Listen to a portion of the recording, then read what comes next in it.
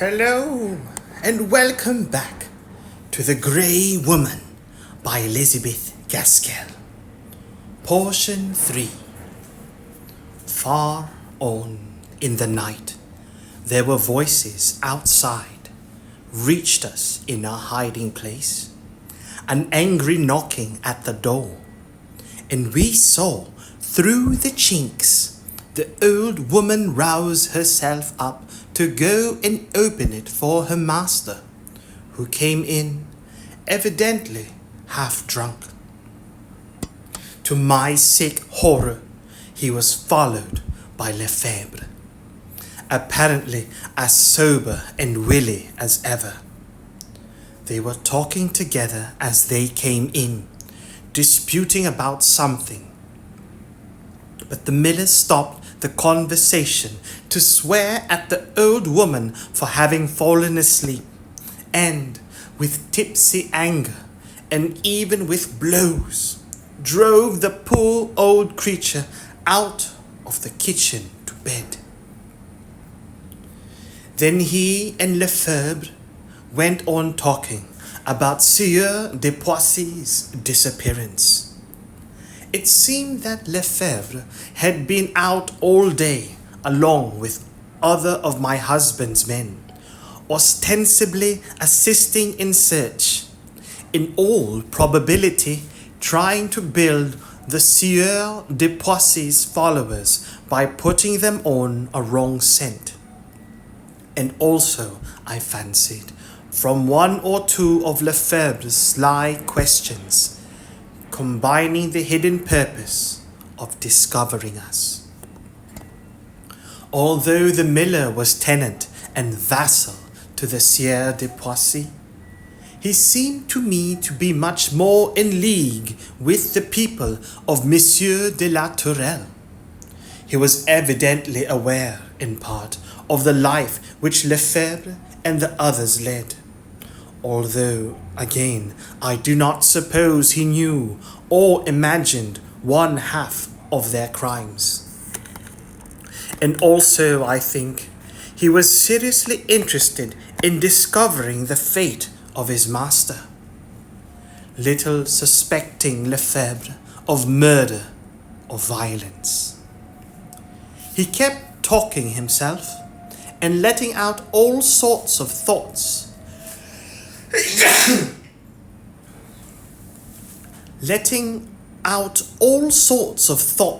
and opinions, watched by the keen eyes of Lefebvre gleaming out below his shaggy eyebrows. It was evidently not the cue of the latter to let out that his master's wife had escaped from the vale and terrible den. Escaped from that vile and terrible den. But though he never breathed a word relating to us, not the less was I certain he was thirsting for our blood, and lying in wait for us at every turn of events. Presently he got up and took his leave, and the miller bolted him out and stumbled off to bed. Then we fell asleep and slept sound and long. The next morning, when I awoke, I saw Amante, half raised, resting on one hand and eagerly gazing with straining eyes into the kitchen below. I looked too, and both heard and saw the miller and two of his men eagerly and loudly talking about the old woman who had not appeared as usual to make the fire in the stove and prepare her master's breakfast, and who now, late on in the morning, had been found dead in her bed, whether from the effect of her master's blows the night before, or from natural causes, who can tell? The miller's conscience upbraided him a little, I should say, for he was eagerly declaring his value for his housekeeper, and repeating how often she had spoken of the happy life she led with him. The men might have their doubts, but they did not wish to offend the miller, and all agreed that the necessary steps should be taken for a speedy funeral. And so they went out, leaving us in our loft, but so much alone that, for the first time almost, we ventured to speak freely, though still in hushed voice, pausing to listen continually. Amante took a more cheerful view of the whole occurrence than I did. She said that, had the old woman lived, we should have had to depart that morning, and that this quiet departure would have been the best thing we could have had to hope for, as, in all probability, the housekeeper would have told her master of us and of our resting place. And this fact would, sooner or later, have been brought to the knowledge of those from whom we most desired to keep it concealed. But that now we had time to rest, and a shelter to rest in. During the first hot pursuit, which we knew to a fatal certainty was being carried on, the remnants of our food and the stored up fruit would supply us with provisions. The only thing to be feared was that something might be required from the loft, and the miller or someone else mount up in search of it. But even then, with a little arrangement of boxes and chests, one part might be so kept in shadow that we might yet escape observation. All this comforted me a little, but I asked, how were we ever to escape? The ladder was taken away, which was our only means of descent. But Amante replied that she could make a sufficient ladder of the rope lying coiled among other things, to drop us down the 10 feet or so, with the advantage of its being portable, so that we might carry it away, and thus avoid all betrayal of the fact that anyone had ever been hidden in the loft. During the 2 days that intervened before we did escape, Amante made good use of her time. She looked into every box and chest during the man's absence at his mill, and finding in one box an old suit of man's clothes, which had probably belonged to the miller's absent son.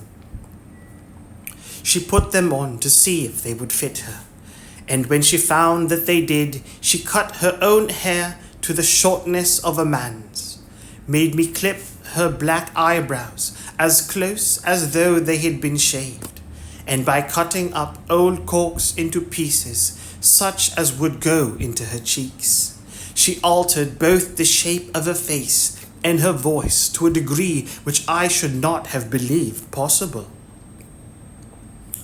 All this time I lay like one stunned, my body resting and renewing its strength, but I myself in an almost idiotic state, else surely I could not have taken the stupid interest which I remembered I did in all Amante's energetic preparations for disguise. I absolutely recollect once the feeling of a smile coming over my stiff face as some new exercise of her cleverness proved a success. But towards the second day, she required me too to exert myself, and then all my heavy despair returned. I let her dye my fair hair and complexion with the decaying shells of the stored up walnuts. I let her blacken my teeth, and even voluntarily broke a front tooth, the better to effect my disguise. But through it all I had no hope of evading my terrible husband. The third night the funeral was over, the drinking ended, the guests gone, the miller put to bed by his men, being too drunk to help himself. They stopped a little while in the kitchen, talking and laughing about the new housekeeper likely to come. And they, too, went off, shutting, but not locking the door. Everything favored us. Amante had tried her ladder on one of the previous nights, on one of the 2 previous nights, and could, by a dexterous throw from beneath, unfasten it from the hook to which it was fixed.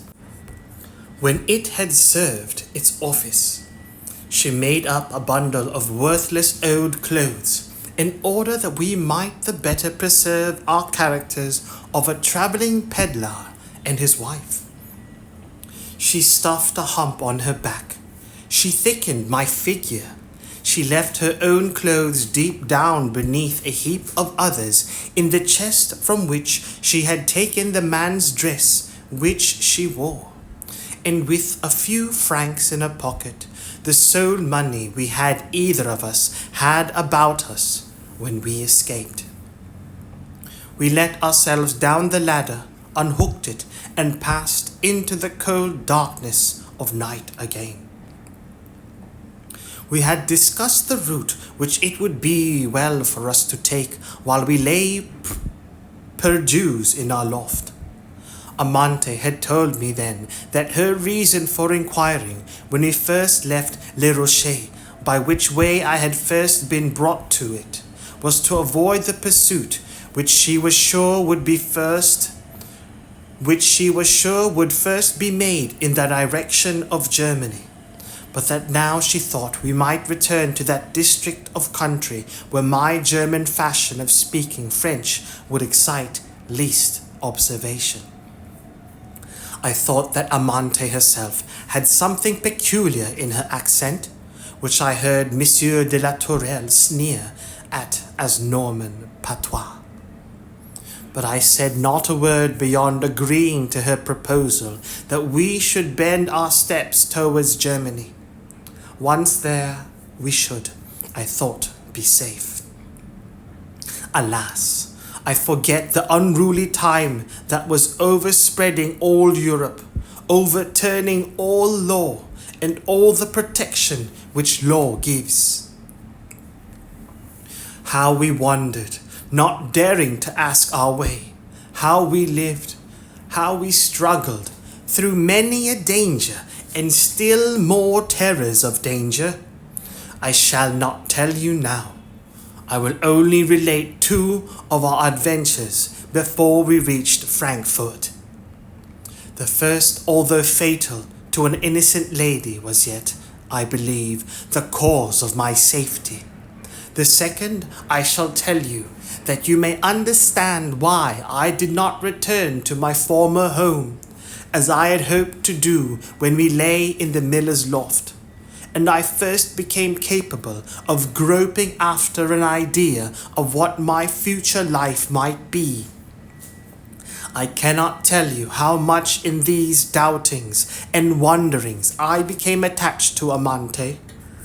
I have sometimes feared since, lest I cared for her only because she was so necessary to my own safety. But no, it was not so, or not so only, or principally. She said once that she was flying for her own life as well as for mine, but we dared not speak much on our danger or on the horrors that had gone before. We planned a little what was to be our future course, but even for that we did not look forward long. How could we, when every day we scarcely knew if we should see the sun go down? For Amante knew or conjectured far more than I did of the atrocity of the gang to which Monsieur de la Tourelle belonged, and every now and then, just as we seemed to be sinking into the calm of security, we fell upon traces of a pursuit after us in all directions. Once, I remember, We must have been nearly 3 weeks wearily walking through unfrequented ways, day after day, not daring to make inquiry as to our whereabouts, nor yet to seem purposeless in our wanderings. We came to a kind of lonely roadside farriers and blacksmiths. I was so tired that Amante declared that, come what might, we would stay there all night. And accordingly she entered the house and boldly announced herself as a travelling tailor, ready to do any odd jobs of work that might be required for a night's lodging and food for herself and wife. She had adopted this plan once or twice before, and with good success, for her father had been a tailor in Rowan, and as a girl she had often helped him with his work, and knew the tailor's slangs and habits, down to the particular whistle and cry which in France tells so much to those of a trade. At this blacksmith's, as at most other solitary houses far away from a town, there was not only a store of men's clothes laid by as wanting, mending when the housewife could afford time, but there was a natural craving after news from a distance, such news as a wandering tailor is bound to furnish. The early November afternoon was closing into evening as we sat down. She cross-legged on the great table in the blacksmith's kitchen, drawn close to the window, I close behind her, sewing at another part of the same garment, and from time to time well scolded by my seeming husband. All at once she turned round to speak to me. It was only one word: courage. I had seen nothing. I sat out of the light, but I turned sick for an instant. Then I braced myself up into a strange strength of endurance to go through I knew not what. The blacksmith's forge was in a shed beside the house and fronting the road. I heard the hammers stop plying their continual rhythmical beat. She had seen why they ceased. A rider had come up to the forge and dismounted, leading his horse in to be reshod. The broad red light of the forge fire had revealed the face of the rider to Amante, and she apprehended the consequence that really ensued. The rider, after some words with the blacksmith, was ushered in by him into the house place where we sat. "Here, good wife, a cup of wine and some galette for this gentleman." Anything, madame, that I can eat and drink in my hand while my horse is being shod. I am in haste and must get on to Forbach tonight." The blacksmith's wife lighted her lamp. Amante had asked her for it 5 minutes before. How thankful we were that she had not more speedily complied with our request. As it was, we sat in dusk shadow, pretending to stitch away, but scarcely able to see. The lamp was placed on the stove, near which my husband, for it was he, stood and warmed himself. By and by he turned round and looked all over the room, taking us in with about the same degree of interest as the inanimate furniture. Amante, cross-legged, fronting him, stooped over her work, whistling softly all the while. He turned again to the stove, impatiently rubbing his hands. He had finished his wine and galette and wanted to be off. "I am in haste, my good woman. Ask thy husband to get on more quickly. I will pay him double if he makes haste." The woman went out to do his bidding, and he once more turned round to face us. Amante went on to the second part of the tune. He took it up, whistled a second for an instant or so, then the blacksmith's wife re-entering, he moved towards her as if to receive her answer the more speedily. One moment, monsieur, only one moment. There was a nail out of the off foreshoe which my husband is replacing. It would delay monsieur again if that shoe also came off. Madame is right, said he, but my haste is urgent. If Madame knew my reasons, she would pardon my impatience. Once a happy husband, now a deserted and betrayed man. I pursue a wife on whom I lavished all my love, but who has abused my confidence and fled from my house, doubtless to some paramour, carrying her off with her all the jewels and money on which she could lay her hands. It is possible Madame may have heard or seen something of her. She was accompanied in her flight by a base, profligate woman from Paris, whom I, unhappy man, had myself engaged for my wife's waiting maid, little dreaming what corruption I was bringing into my house. Is it possible? Said the good woman, throwing up her hands. Amante went on whistling a little lower, out of respect to the conversation. However, I am tracing the wicked fugitives. I am on their track. And the handsome, effeminate face looked as ferocious as any demon's. They will not escape me, but every minute is a minute of misery to me, till I meet my wife. Madame has sympathy, has she not? He drew his face into a hard, unnatural smile, and then both went out to the forge, as if once more to hasten the blacksmith over his work. Amante stopped her whistling for one instant. Good on you as you are, without change of an eyelid even. In a few minutes he will be gone, and it will be over. It was a necessary caution, for I was on the point of giving way, and throwing myself weakly upon her neck. We went on, she whistling and stitching, I making semblance to sew.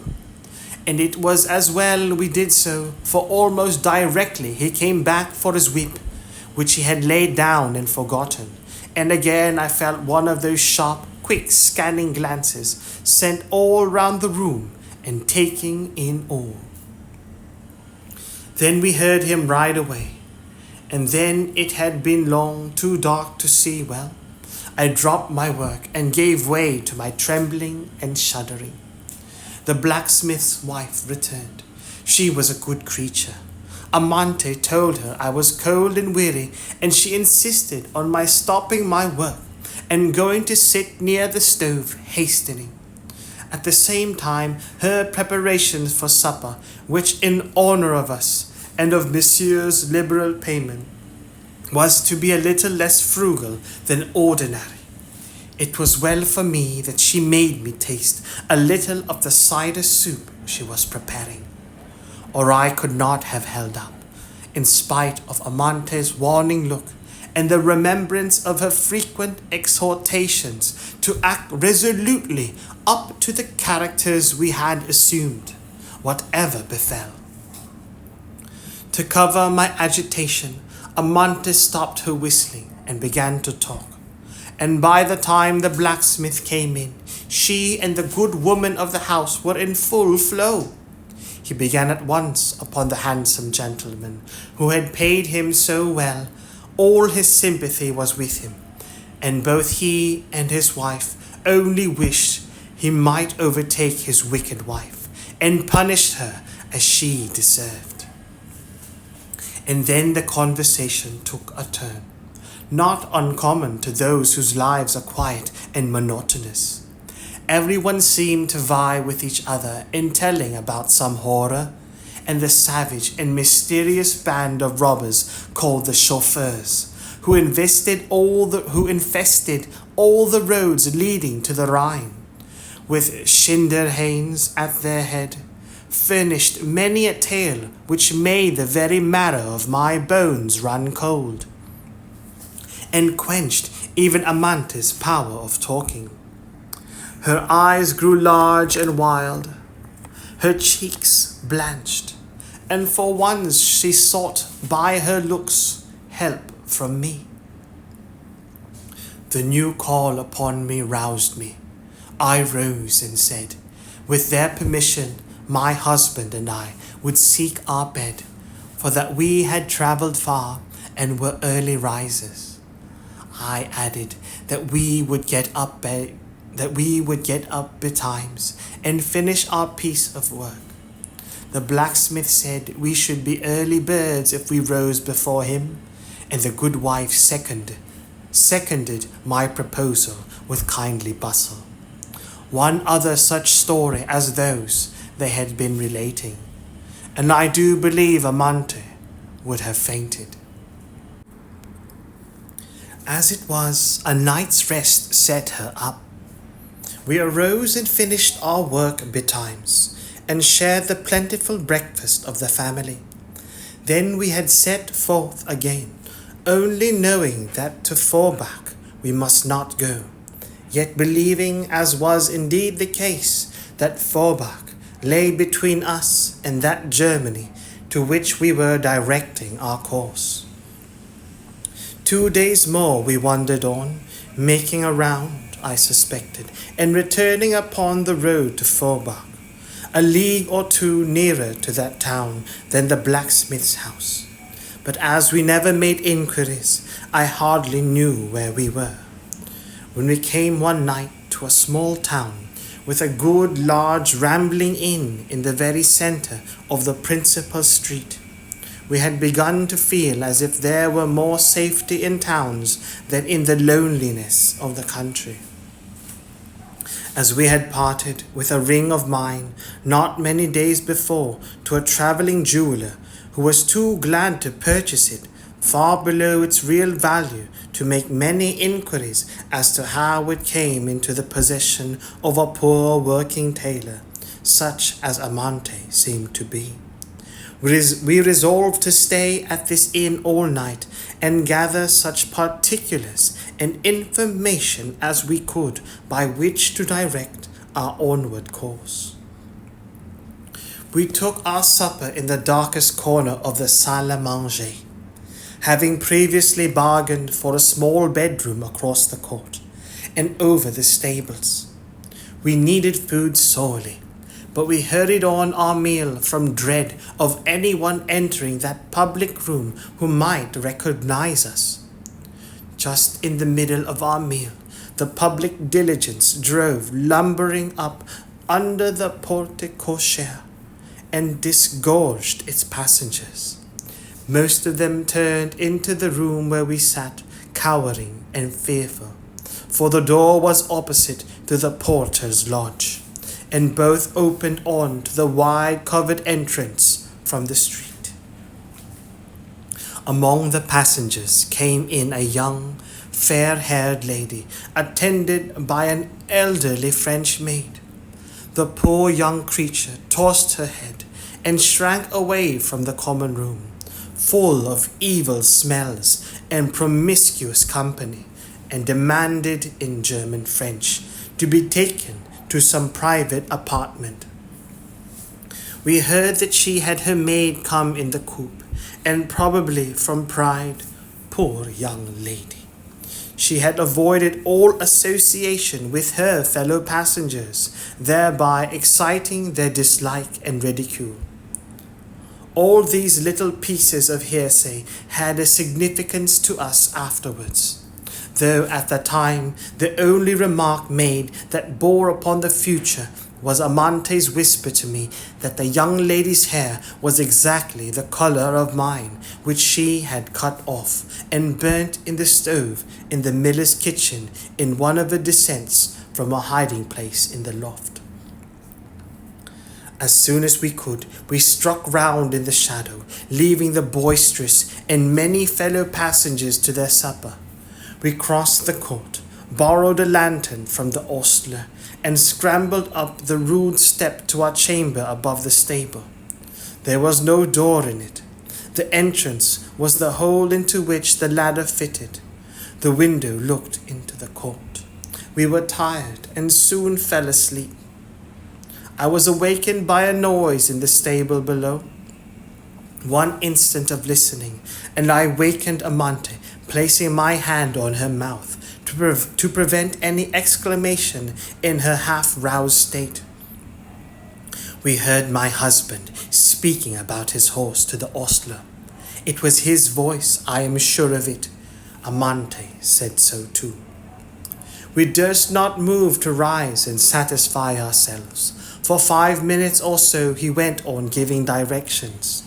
Then he left the stable, and softly stealing to our window, we saw him cross the court and re-enter the inn. We consulted as to what we should do. We feared to excite remark or suspicion by descending and leaving our chamber, or else immediate escape was our strongest idea. Then the ostler left the table, locking the door on the outside. We must try and drop through the window, if indeed it is well to go at all, said Amante.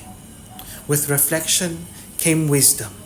We should excite suspicion by leaving without paying our bill.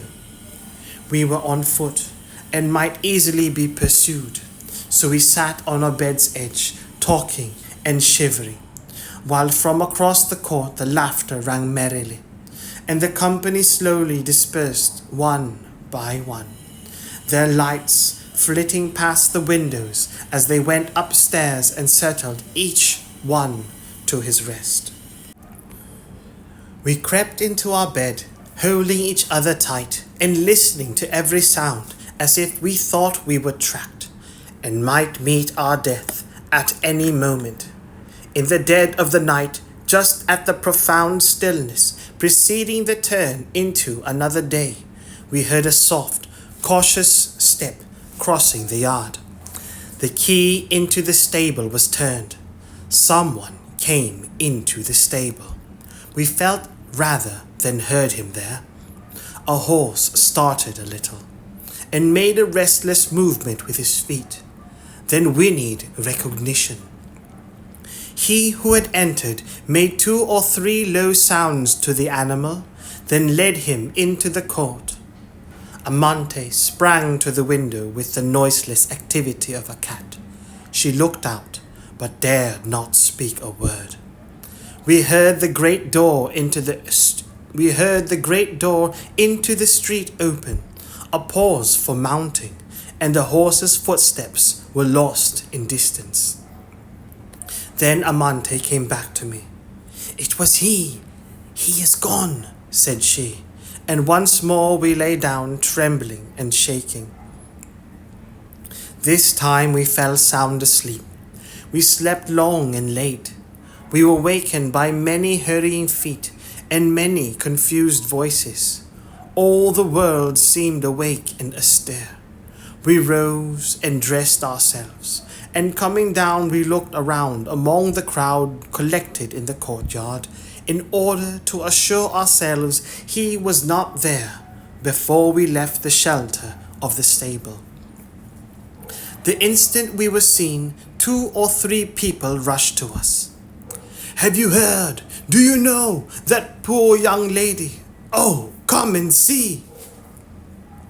And so we were hurried, almost in spite of ourselves, across the court and up the great open stairs of the main building of the inn, into a bedchamber, where lay the beautiful young German lady, so full of graceful pride the night before, now white and still in death. By her stood the French maid, crying and gesticulating. "Oh, madame, if you had but suffered to stay with you! Oh, the Baron, what will he say?" And so she went on.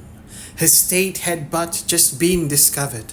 It had been supposed that she was fatigued and was sleeping late, until a few minutes before, the surgeon of the town had been sent for, and the landlord of the inn was trying vainly to enforce order until he came, and from time to time drinking little cups of brandy and offering them to the guests, who were all assembled there, pretty much as the servants were doing in the courtyard. At last the surgeon came. All fell back and hung on the words that were to fall from his lips. "See," said the landlord, "this lady has come. This lady came last night by the diligence with her maid. Doubtless a great lady, for she must have a private sitting room." "She was Madame the Baroness de Roder," said the French maid, "and was difficult to please in the matter of supper and her sleeping room. She went to bed well, though fatigued. Her maid left her. I begged to be allowed to sleep in her room, as we were in a strange inn, of the character of which we knew nothing, but she would not let me. My mistress, she was such a great lady." "And slept with my servants," continued the landlord. "This morning we thought Madame was still slumbering, but when 8, 9, 10, and near 11 o'clock came, I bade her maid use my passkey and enter her room. The door was not locked, only closed, and here she was found, dead, is she not, monsieur, with her face down on her pillow, and her beautiful hair all scattered wild. She never would let me tie it up, saying it made her head ache. Such hair," said the waiting maid, lifting up a long golden tress and letting it fall again. I remembered Amante's words the night before and crept close up to her. Meanwhile, the doctor was examining the body underneath the bedclothes which the landlord until now had not allowed to be disarranged. The surgeon drew out his hand, all bathed and stained with blood, and holding up a short, sharp knife with a piece of paper fastened round it. "Here has been foul play," he said. "The deceased lady has been murdered. This dagger was aimed straight at her heart."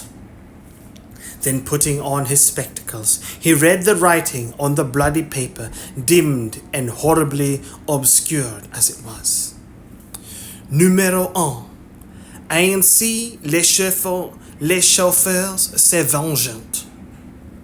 "Let us go," said I to Amante. "Oh, let us leave this horrible place."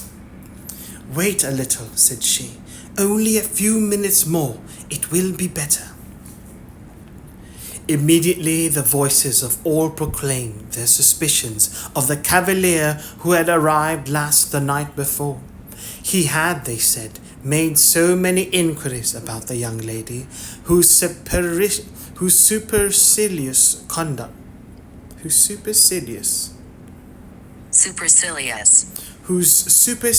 conduct all in the salle à manger had been discussing on his entrance.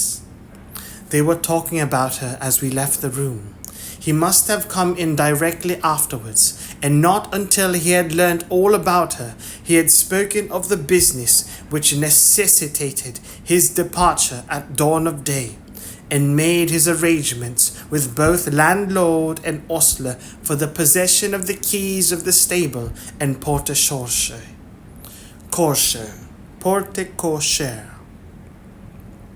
In short, there was no doubt as to the murderer, even before the arrival of the legal functionary who had been sent for by the surgeon. But the word on the paper chilled everyone with terror. Les chauffeurs? Chauffeurs. Les chauffeurs. Who were they? No one knew. Some of the gang might even then be in the room overhearing and noting down fresh objects for vengeance. In Germany, I had heard little of this terrible gang, and I had paid no greater heed to the stories related once or twice about them in Karlsruhe than one does to tales about ogres. But here, in their very haunts, I learnt the full amount of the terror they inspired. No one would be legally responsible for any evidence criminating the murderer. The public prosecutor shrank from the duties of his office. What do I say? Neither Amante nor I, knowing far more of the actual guilt of the man who had killed that poor sleeping young lady, durst breathe a word. We appeared to be wholly ignorant of everything, we who might have told so much. But how could we? We were broken down with terrific anxiety and fatigue, with the knowledge that we, above all, were doomed victims, and that the blood, heavily dripping from the bedclothes onto the floor, was dripping thus out of the poor dead body, because when living, she had been mistaken for me. At length Amante went up to the landlord and asked permission to leave his inn, doing all openly and humbly, so as to excite neither ill will nor suspicion. Indeed, suspicion was otherwise directed, as he willingly gave us leave to depart. A few days afterwards we were across the Rhine, in Germany, making our way towards Frankfurt, but still keeping our disguises, and Amante still working at her trade. On the way we met a young man, a wandering journeyman from Heidelberg. I knew him, although I did not choose that he should know me. I asked him, as carelessly as I could, how the old miller was now. He told me he was dead. This realization of the worst apprehension caused by his long silence shocked me inexpressibly. It seemed as though every prop gave way from under me.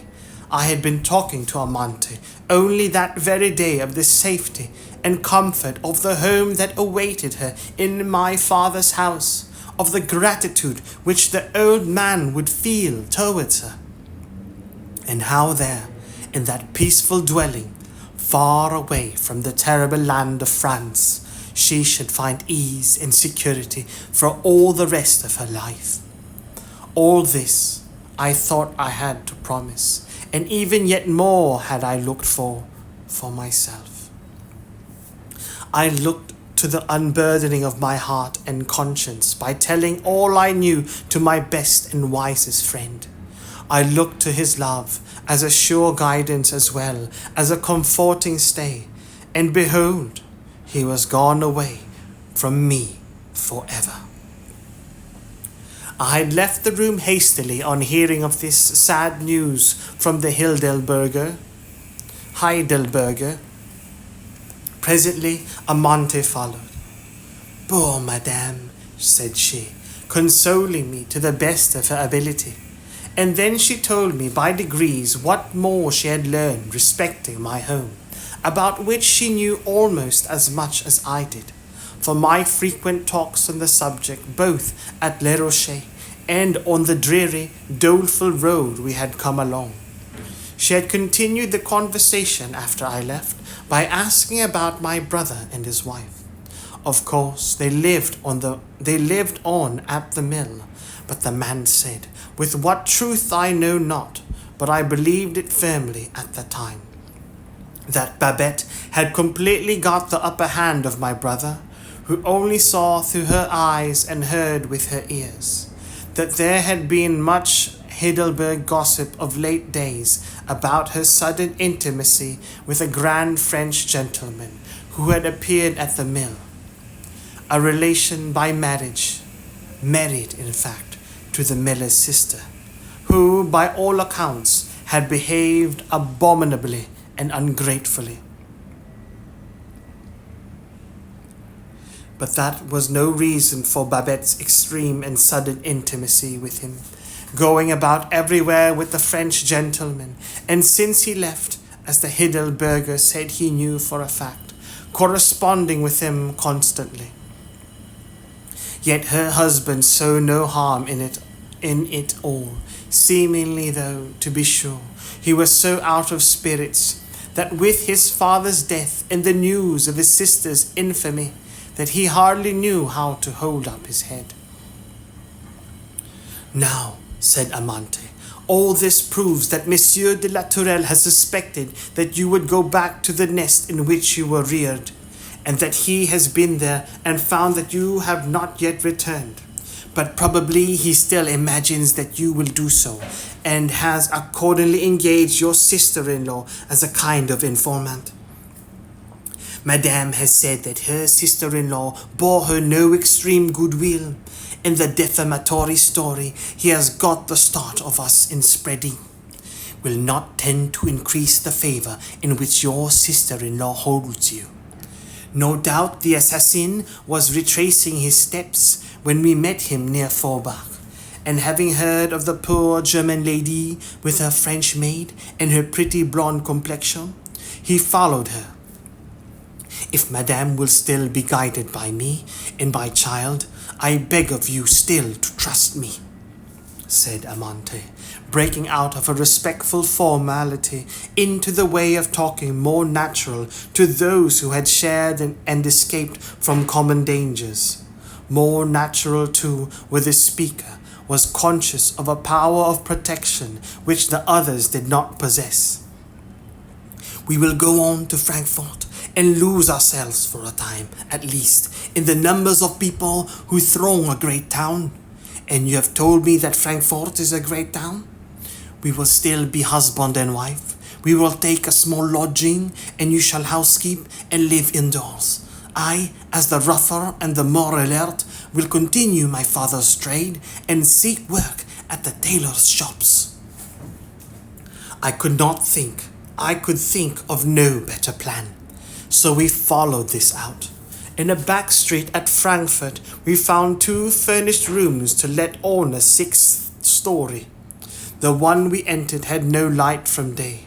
A dingy lamp swung perpetually from the ceiling, and from that, or from the open door leading into the bedroom beyond, came our only light. The bedroom was more cheerful, but very small, such as it was. It almost exceeded our possible means. The money from the sale of my ring was almost exhausted, and Amante was a stranger in the place, speaking only French, moreover, and the good Germans were hating the French people right heartily. However, we succeeded better than our hopes, and even laid by a little against the time of my confinement. I never stirred abroad, and saw no one, and Amante's want of knowledge of German kept her in a state of comparative isolation. At length my child was born, my poor worse than fatherless child. It was a girl, as I had prayed for. I had feared lest the boy might have something of the tiger nature of its father, but a girl seemed all my own, and yet not all my own, for the faithful Amante's delight and glory in the babe almost exceeded mine. In outward show it certainly did. We had not been able to afford any attendance beyond what a neighboring sage femme could give, and she came frequently, bringing in with her a little store of gossip and wonderful tales culled out of her own experience every time. One day she began to tell me about a great lady in whose service her daughter had lived as scullion, or some such a beautiful lady with such a handsome husband. But grief comes to the palace as well as to the garret, and why or wherefore no one knew, but somehow the Baron de Roder must have incurred the vengeance of the terrible chauffeurs. For not many months ago, as Madame was going to see her relations in Alsace, she was stabbed dead as she lay in bed at some hotel on the road. Had I not seen it in the Gazette? Had I not heard? Why, she had been told that as far off as Lyons, there were placards offering a heavy reward on the part of the Baron de Roder for information respecting the murderer of his wife. But no one could help him, for all who could bear evidence were in such terror of the chauffeurs. There were hundreds of them, she had been told, rich and poor, great gentlemen and peasants, all leagued together by most frightful oaths to hunt to the death anyone who bore witness against them, so that even they who survived the tortures to which the chauffeurs subjected many of the people whom they plundered dared not to recognize them again, dared not to recognize them again, would not dare, even did they see them at the bar of a court of justice.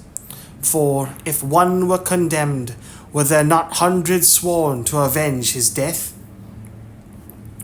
I told all this to Amante, and we began to fear that if Monsieur de la Tourelle or Lefebvre or any of the gang at Les Rochers had seen these placards, they would know that the poor lady stabbed by the former was the Baroness de Roder, and that they would set forth again in search of me.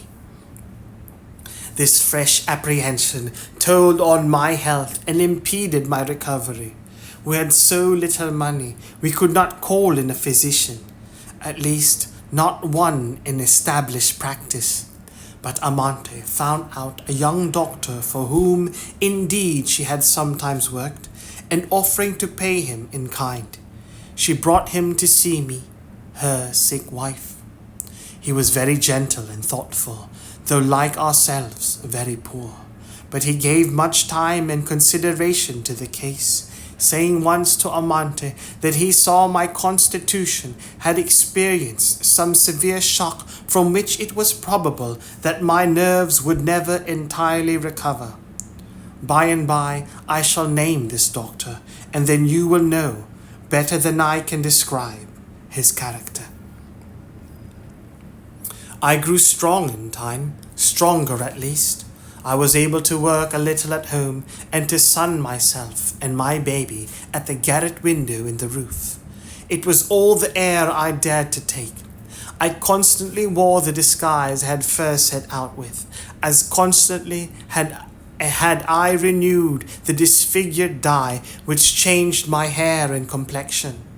But the perpetual state of terror in which I had been during the whole month succeeding my escape from Les Rochers made me loathe the idea of ever again walking in the open daylight, exposed to the sight and recognition of every passer-by. In vain Amante reasoned, in vain the doctor urged. Docile in every other thing, in this I was obstinate.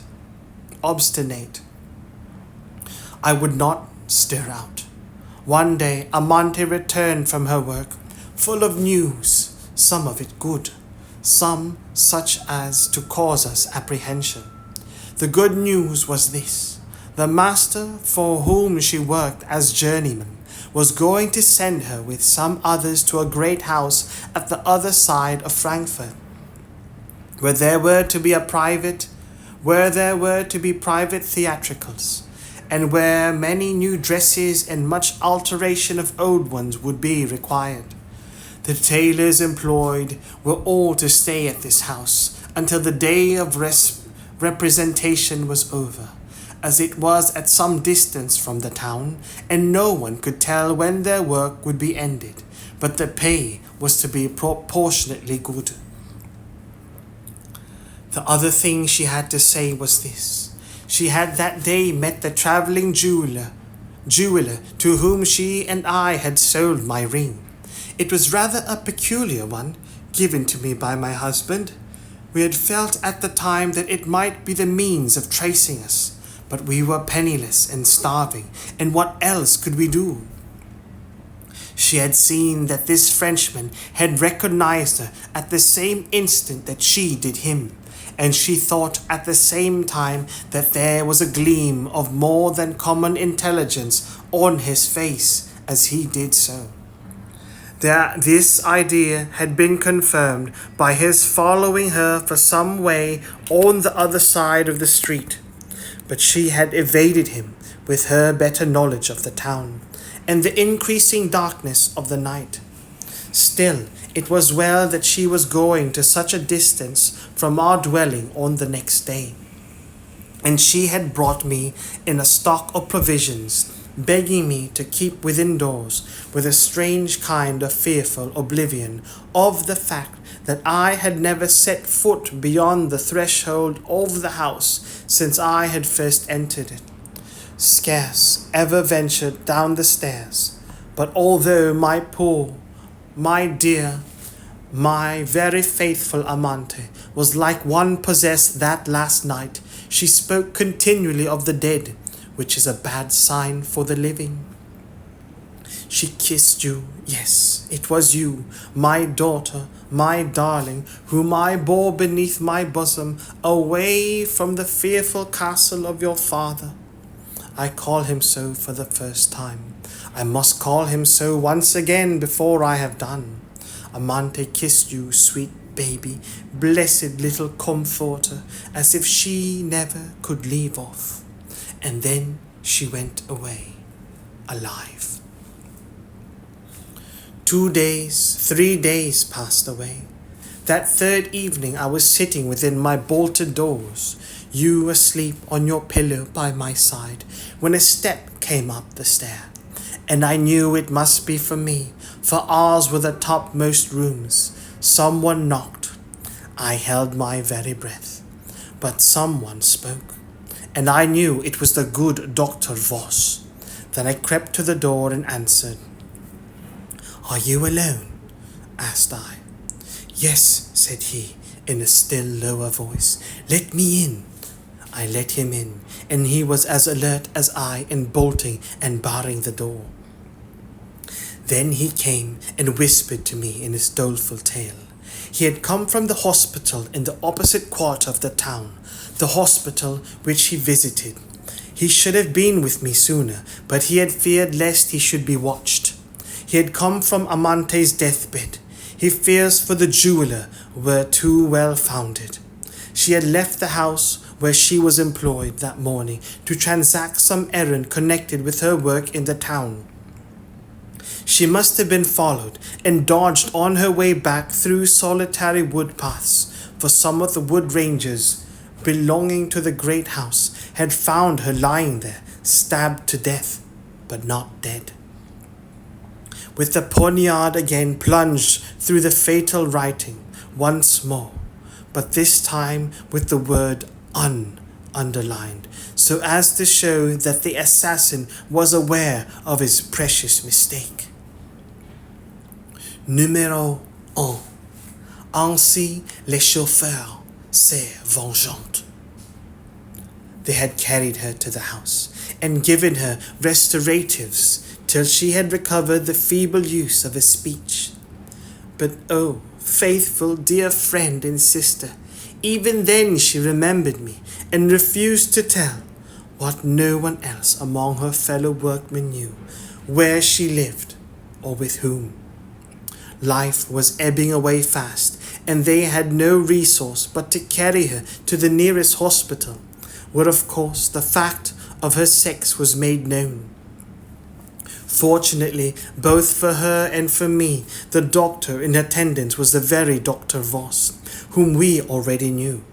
To him, while awaiting her confessor, she told enough to enable him to understand the position in which I was left. Before the priest had heard half her tale, Amante was dead. Dr. Voss told me he had made all sorts of detours and waited thus late at night for fear of being watched and followed. But I do not think he was. At any rate, I afterwards learnt from him. The Baron Roeder, on hearing of the similitude of this murder with that of his wife in every particular, made such a search for the assassins that although they were not discovered, they were compelled to take to flight for the time. I can hardly tell you now by what arguments Dr. Voss, at first merely my benefactor, sparing me a portion of his small modicum, at length persuaded me to become his wife. His wife he called it, I called it, For we went through the religious ceremony too, much slighted at the time, and as we were both Lutherans, and Monsieur de la Tourelle had pretended to be of the Reformed religion, a divorce from the latter would have been easily procurable by German law, both ecclesiastical by German law, both ecclesiastical and legal. We could have summoned so fearful a man into any court. The good doctor took me and my child by stealth to his modest dwelling, and there I lived in the same deep refinement, never seeing the full light of day. Although when the dye had once passed away from my face, my husband did not wish me to renew it. There was no heed. My yellow hair was grey, my complexion was ashen coloured. No creature could have recognized the fresh-coloured, bright-haired young woman of 18 months before. The few people whom I saw knew me only as Madame Voss, a widow much older than himself, whom Dr. Voss had secretly married. They called me the Grey Woman. He made me give you his surname. Till now you have known no other father. While he lived, you needed no father's love. Once only once more, did the old terror come upon me. For some reason which I forget, I broke through my usual custom and went to the window of my room for some purpose, either to shut or to open it. Looking out into the street for an instant, I was fascinated by the sight of Monsieur de la Tourelle, gay, young, elegant as ever, walking along on the opposite side of the street. The noise I had made with the window caused him to look up. He saw me, an old grey woman. He did not recognize me. Yet it was not 3 years since we had parted, and his eyes were keen and dreadful, like those of the lynx. I told Monsieur Voss on his return home, and he tried to cheer me, but the shock of seeing Monsieur de la Tourelle had been too terrible for me. I was ill for long months afterwards. Once again I saw him, dead. He and Lefebvre were at last caught, hunted down by the Baron de Rodet. And some of their crimes, Dr. Voss had heard of their arrest, their condemnation, their death, but he never said a word to me, until one day he bade me show him that I loved him by my obedience and my trust. He took me a long carriage journey, where to I know not, for we never spoke of that day again. I was led through a prison into a closed courtyard, where, decently draped in the last robes of death, concealing the marks of decapitation, lay Monsieur de la Tourelle and 2 or 3 others whom I had known at Les Rochers. After that conviction, Dr. Voss tried to persuade me to return to a more natural mode of life and to go out more.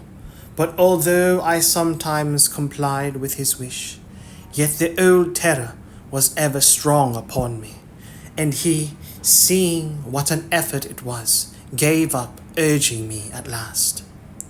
You all know the rest, how we both mourned bitterly the loss of that dear husband and father, for such I will call him ever, and as such you must consider him, my child, after this one revelation is over.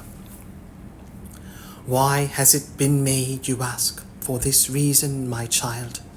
The lover whom you have only known as Monsieur Lebrun, a French artist, told me but yesterday his real name, dropped because the bloodthirsty Republicans might consider it as too aristocratic. It is Maurice de Poissy. The end. And that ends the story of the Grey Woman by Elizabeth Gaskell. Good night, baby Elias.